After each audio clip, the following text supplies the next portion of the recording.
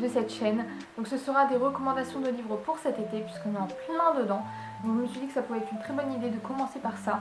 Donc j'ai 1, 2, 3, 4, 5, 6, 7 livres à vous conseiller aujourd'hui, à vous recommander. Moi, si jamais vous avez lu certains de ces livres que je vais vous conseiller juste après dans les commentaires, je serais ravie de voir ça. Et dites-moi également vos recommandations pour cet été. Pareil, je suis preneuse. Alors, on va commencer par deux livres que je n'ai pas avec moi puisque je les ai prêtés à quelqu'un. Donc, on a tout d'abord Everything Everything de alors, attendez, Nicolas Young. Vous avez forcément dû voir le film, forcément qui a tourné partout. Tout le monde en a entendu parler puisque c'était un super film. Et donc, j'ai lu le livre, forcément, puisque j'aime bien voir un petit peu la différence entre le livre et le film. C'est quelque chose que je trouve plutôt pas mal parce que forcément, dans les films, on a des scènes qui sont parfois supprimées ou des détails qui ne sont pas dits. Et donc ça c'est hyper intéressant de voir pendant la lecture ce qui a été enlevé. Ce livre, moi je l'ai adoré. Ouais, donc c'est de la romance young adulte, hein, voilà, il n'y a pas de smut, il n'y a pas de tout ça. C'est vraiment du young adulte, donc pour les plus jeunes c'est génial. Alors, ce livre parle de quoi? Ce livre parle d'une jeune fille qui s'appelle Maddie. Et en fait, elle est atteinte d'une maladie très très rare, ce qui l'empêche en fait de sortir de chez elle. Elle habite dans une maison en fait qui est très stérilisée, voilà, avec beaucoup d'air qui est reconditionné à chaque fois. Je sais pas si c'est le terme que j'emploie, mais soit. Voilà, elle est vraiment dans une petite bulle qui fait en sorte qu'elle ne puisse pas tomber malade et qu'elle ne puisse pas attraper les maladies et les microbes qui sont dehors. Donc elle est déjà dans un quotidien qui est pas super cool, puisqu'elle ne peut pas voir le monde extérieur, elle a très peu d'amis, vous vous doutez bien, parce que forcément elle ne peut pas aller à l'école, elle fait l'école à distance. Et tout va basculer le jour où des nouveaux voisins emménagent juste à côté de chez elle. Et donc, dans cette famille, il y a un fameux garçon qui s'appelle Oli. Alors, Oli, lui, n'est pas malade, lui, il sort comme il veut, etc. Et surtout, le détail à ne pas oublier, c'est que la fenêtre de Maddie et la fenêtre de Oli, eh ben, elles sont complètement en face à face. Et donc, du coup, ils peuvent se voir, ils peuvent communiquer à travers leurs fenêtres. Et voilà, et en fait s'ensuit toute une histoire autour de ça. Donc bien évidemment vous vous doutez qu'il y a de la romance, mais je vous laisse lire le livre. Pourquoi pas voir le film si vous ne l'avez pas déjà vu. C'est un livre que je trouve très bien écrit. Il est très très bien écrit, il n'est pas trop enfantin, au contraire. Et il traite d'un sujet, voilà, la maladie qui est hyper intéressant. Et j'ai appris plein de choses sur cette maladie, puisque je vous avoue que c'était une maladie que je ne connaissais pas du tout avant de lire ce livre, et de voir le film bien évidemment. Mais franchement j'ai adoré, c'est une lecture qui est très très légère, pas prise de tête. On n'a pas besoin de réfléchir avec des termes compliqués. Je trouve que pour cet été c'est très bien, parce que vous allez voir ça parle de voyage, etc. C'est très agréable. Donc le deuxième livre que je vais vous conseiller, que je n'ai toujours pas sur moi, c'est Le Porte-Bonheur de Nicolas Sparks. Pareil, le film est incroyable. Voilà, avec Zac Efron, c'est un film qui est excellent. Donc c'est de la romance encore une fois, vous doutez bien, de toute façon je vais vous conseiller beaucoup de romances, quasiment que ça en fait. Il me semble qu'il n'y a que ça. Voilà, c'est une lecture pareil qui est très agréable. Voilà, c'est un livre on sent qui est plus adulte on va dire. Donc on va suivre en fait un ancien militaire, voilà, qui en fait pendant la guerre a retrouvé sur le front une photo d'une femme et il l'a gardée avec lui tout le long de la guerre qu'il a faite. Cette photo lui a porté vraiment un très bon oeil, puisque il a survécu à cette guerre, voilà, et donc une fois rentré chez lui, il s'est promis de retrouver la femme qui était sur cette photo et donc de parcourir le monde pour la retrouver s'il le fallait. On le suit, voilà, on le suit dans sa recherche avec cette petite photo, donc il demande à tout le monde, voilà, est-ce que vous connaissez telle personne, etc. Il essaie de regarder autour d'elle les arbres, comment elle est habillée, si ça peut lui donner un indice, etc. Et forcément, vous doutez bien, il parvient à une jeune mère de famille qui est divorcée, qui tient un chenil avec sa mère, il me semble. Cette femme a un petit garçon et donc au début elle ne comprend pas en fait ce que ce militaire lui veut, donc, elle ne comprend pas du tout. Et il essaie de lui expliquer par A plus B que voilà, il a sa photo, etc. Évidemment je vous dis pas la suite, je vous laisse lire le livre. C'est un livre qui est vraiment génial, moi j'avais adoré le film. Et donc quand j'avais vu qu'il y avait le livre qui était sorti, forcément je ne pouvais pas ne pas le lire. Donc voilà, c'est une lecture qui... Voilà, on en entend moins parler parce que c'est quelque chose, je crois, qui date quand même un petit peu. J'ai pas vu beaucoup dans les recommandations sur les réseaux et franchement ça vaut le coup. Donc si jamais, franchement, lisez-le. Si vous voulez une romance avec un militaire, allez-y.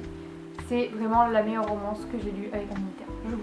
Ok, là maintenant on va passer aux livres physiques, donc ceux que je n'ai pas prêtés.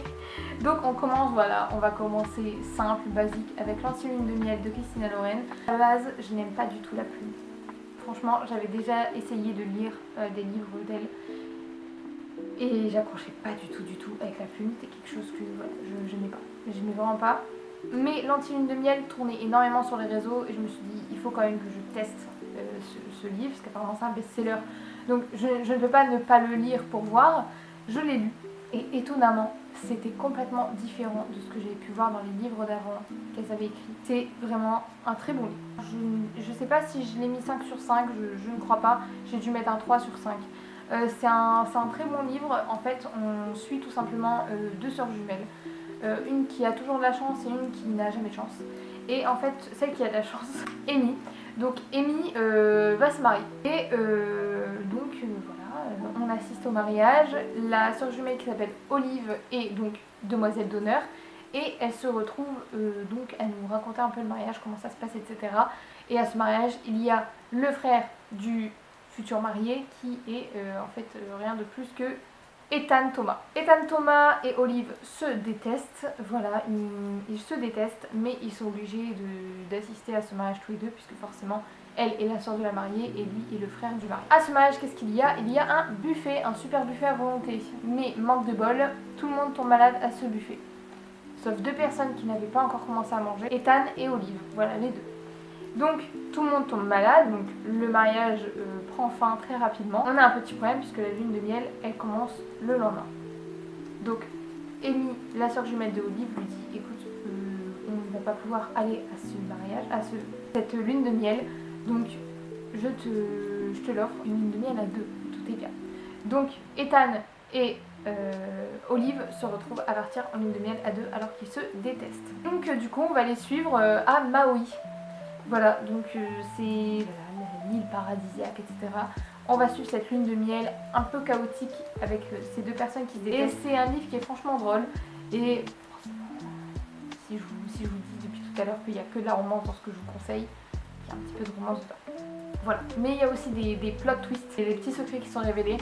C'est une très bonne histoire, c'est pas très long, voilà, c'est assez rapide à lire et franchement c'est pas mal. Petit disclaimer, en ce moment je suis en train de lire Moi jusqu'au bout du monde.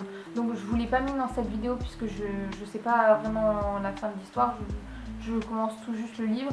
Je vous l'ai pas mis, mais je suis en train de le lire, donc vous verrez peut-être dans les recommandations plus tard, mais ça sera pas dans cette vidéo. Et ensuite, je vais vous recommander un livre que franchement j'étais sceptique au début, et en fait, plus le BookTok en parlait, plus j'étais hypée par le truc. 10 bonnes raisons de te détester de Emma Green. Alors ce livre, c'est une mère de famille, voilà, elle a deux petits-enfants.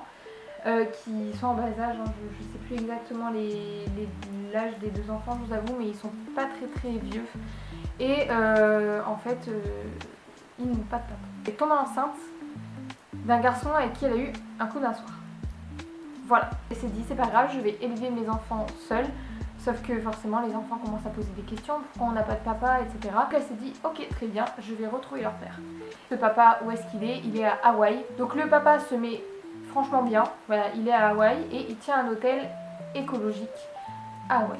Elle débarque à cet hôtel, elle lui pointe les deux enfants et lui dit regarde tes enfants, on fait quoi? On suit un peu cette histoire puisque lui forcément il dit mais non c'est pas mes enfants, pas du tout, je te connais pas, etc. Bref, voilà. Et donc du coup on va suivre voilà, ces deux personnages dans cette histoire avec bien évidemment les enfants. Ce qui me rendait un petit peu sceptique c'était le fait qu'il y ait des enfants. Moi c'est une trope que je déteste, c'est vraiment la pregnancy trope. Quand d'un seul coup la protagoniste tombe enceinte, ça m'énerve en fait. Que tout était génial, pourquoi on veut à tout prix toutes les faire tomber enceintes? Je lis de moins en moins les épilogues à cause de ça. Et là en fait quand j'ai vu qu'elle avait déjà les enfants, j'étais en mode ouais, ça va être chiant en fait parce que tout va être centré sur les enfants. On va parler que des enfants et la romance à côté on la verra quasiment pas. Mais en fait j'ai adoré ce livre. C'est vraiment le livre d'été par excellence à lire. Il est vraiment génial. Alors le prochain livre que je vais vous conseiller c'est mon livre préféré. Donc je risque de ne pas être très objective, je vous avoue. Donc je vais vous parler du livre À la poursuite du soleil de Karina Hale. Alors c'est un livre qui est génial. Je comprends pas pourquoi personne n'en parle parce que je vous avoue sur les réseaux je n'en ai entendu parler nulle part. On suit tout simplement une jeune fille qui s'appelle Amber et qui voyage un petit peu partout, jusqu'au jour où après 6 mois de voyage, elle se retrouve en Italie, fauchée, dans une auberge, et elle se dit bon bah là je n'ai pas le choix, il faut que je rentre un jour chez moi, donc je vais bosser. La rencontre d'une dame qui lui dit que voilà, elle aurait bien besoin d'aide dans la famille où elle est en fait. Et donc du coup Amber la suit et elle se retrouve donc dans une famille franchement aisée, s'occuper en fait de 2 enfants à plein temps avec cette dame qui est donc la gouvernante de la maison. 2 enfants qui en fait ont perdu leurs parents et donc qui sont sous la tutelle de leur grand frère. Leur grand frère est un pilote de moto qui s'appelle Desiderio. Elle se retrouve à plein temps là-bas, ce qui veut dire qu'elle dort chez eux. Elle n'est pas indifférente forcément au charme de Desiderio, donc voilà, elle essaie un petit peu de l'approcher, mais tout en gardant un petit peu ses distances. C'est vraiment un livre génial. On ne peut pas faire plus en été que ça. On est à Positano, sous les citronniers. Je vous conseille ce livre, il est génial. Si en plus vous adorez l'Italie, c'est vraiment le combo parfait pour vous, c'est le meilleur livre. Je vous ai pas parlé depuis tout à l'heure des éditions des livres. Donc on a, alors attendez, on a, alors je sais pas pour les 2 que j'ai prêtés, je vous avoue, je sais pas, donc j'essaie de vous les mettre ici. Mais pour ces 2-ci, donc Lentille de miel et À la poursuite du soleil, c'est les Hugo Poche. Et pour, attendez, pour le livre 10 bonnes raisons de vous détester, enfin, dans les éditions addictives. Alors, le prochain livre, c'est un livre qui est complètement différent parce que c'est du young adulte, qui va parler d'un sujet sensible, la maladie, et plus principalement le cancer. Et L'été des secondes chances de Morgan Matson dans les éditions Hachette Roman. Et tout simplement Taylor, donc une jeune fille qui a toujours eu pour l'habitude de fuir ses problèmes. Sauf qu'un beau jour, elle se retrouve exposée aux problèmes en pleine face, c'est-à-dire que son père est atteint d'un cancer et qui va mourir. Donc le père, voilà, il sait que c'est son dernier été et donc lui, sa dernière volonté, c'est de passer un dernier été avec toute sa famille réunie. Ils vont retourner pour la dernière fois dans leur maison de vacances habituelle, où ils ne sont pas allés depuis longtemps. Taylor va retrouver son ancienne meilleure amie Lucie qui habite là-bas et son ancienne amoureuse. Elle se dit je vais profiter avec eux une dernière fois parce que de toute façon je ne les reverrai plus jamais. Donc quitte à ne plus jamais les revoir, et bien je vais profiter au maximum tout en essayant d'échapper un petit peu à la réalité, à la triste réalité qui est que mon père est malade et qu'il va mourir. C'est une lecture qui est, je vous avoue, triste. Mais il y a aussi beaucoup d'amitié, etc. Ce qui fait que ça rend le truc un petit peu plus frais. Même si je vous avoue qu'il y a des chapitres qui sont pas spécialement utiles et qui n'apportent pas non plus énormément à l'histoire, c'est pas gênant. Ça reste un bon livre. Franchement, moi j'ai été vraiment bien attachée aux personnages parce que je trouve qu'ils sont vraiment bien travaillés en fait. On en apprend beaucoup sur eux, etc. C'est vraiment bien. Vous doutez bien, était des secondes chances. Est-ce qu'elle va donner une seconde chance à son ancien amoureux, à son ancienne meilleure amie, etc. Il y a plein de choses comme ça, il y a des souvenirs qui reviennent, etc. C'est vraiment une bonne lecture, je vous la conseille. C'est un livre plutôt cool, même si forcément il est un petit peu triste. C'est vraiment un livre cool. Et pour terminer, on part sur un très gros livre que j'ai mis du temps à lire, celui-là. Alors que je lis plus gros de base. Mais bon, bref, soit. L'été de tous les possibles, comment ne pas vous en parler. C'est le livre de l'été, voilà, tout le monde en parle sur les réseaux. Donc il est aux éditions Gallimard Jeunesse, il est plutôt gros, du young adulte aussi, comme le précédent. C'est vraiment le même type de livre, c'est pas la même histoire, je vous rassure, je vais vous raconter un petit peu l'histoire, bien évidemment sans vous spoiler. Dans ce livre, on va suivre une fille qui s'appelle Claudine. Claudine, elle avait prévu vraiment le meilleur été de toute sa vie, un road trip avec sa meilleure amie, profiter au maximum, faire plein de rencontres, etc. Mais elle n'avait pas prévu quelque chose, c'était que ses parents divorcent. Elle se retrouve traînée par sa mère complètement dans un endroit paumé, donc sur une île pour l'été. Voilà, elle part pendant 35 jours, un truc comme ça, sur cette île avec sa mère et donc du coup, bah, elle doit s'occuper. Elle va faire sur cette île la rencontre de Jérémia. Alors c'est pas l'été où je suis devenue jolie, hein, voilà. Qui est un garçon, voilà, qui est c'est un petit peu son crush de l'été, mais elle se dit je n'ai aucun risque de tomber amoureuse de lui étant donné que je repars bientôt et que je suis avec pour 35 jours, que je ne reviendrai plus jamais. Sauf que forcément, il y a des rebondissements, il y a des petites choses qui se passent, il y a de la romance. On est vraiment transporté dans l'histoire et puis on se retrouve aussi à penser limite comme elle. Franchement, c'est une bonne lecture d'été. La romance n'est pas poussée au maximum, vous disiez bien, on n'a pas de smut, on n'a pas ce genre de choses. Hein. Mais c'est vraiment une bonne lecture young adulte d'été et il est vraiment cool. C'est pas un livre qui a énormément de chapitres, mais tous les chapitres sont courts. C'est un livre qui a pas beaucoup de chapitres, mais c'est des chapitres qui sont franchement costauds. Mais malgré tout, c'est vraiment un bon livre. J'ai noté 3 sur 5 il me semble. C'est vraiment un livre qui est pas mal. Vous m'en direz des nouvelles. Bon, voilà. Et bien je pense que je vous ai tout dit. Il me semble que j'ai terminé. Je n'ai pas d'autres livres à vous présenter dans cette vidéo. N'hésitez pas à me dire dans les commentaires, vous, si vous avez d'autres recommandations de livres d'été à me faire. Voilà, je serais ravie de lire vos commentaires et pourquoi pas de piocher dans vos listes dès des prochaines lectures. N'hésitez pas aussi à me dire si vous avez lu un de ces livres, est-ce que vous en avez pensé. Par pitié, lisez À la poursuite du soleil, c'est vraiment un livre génial. S'il vous plaît, lisez-le, il est super bien. J'espère que cette vidéo vous aura plu. N'hésitez pas à mettre un petit pouce bleu, à vous abonner et puis moi je vous retrouve dans une prochaine vidéo. Salut!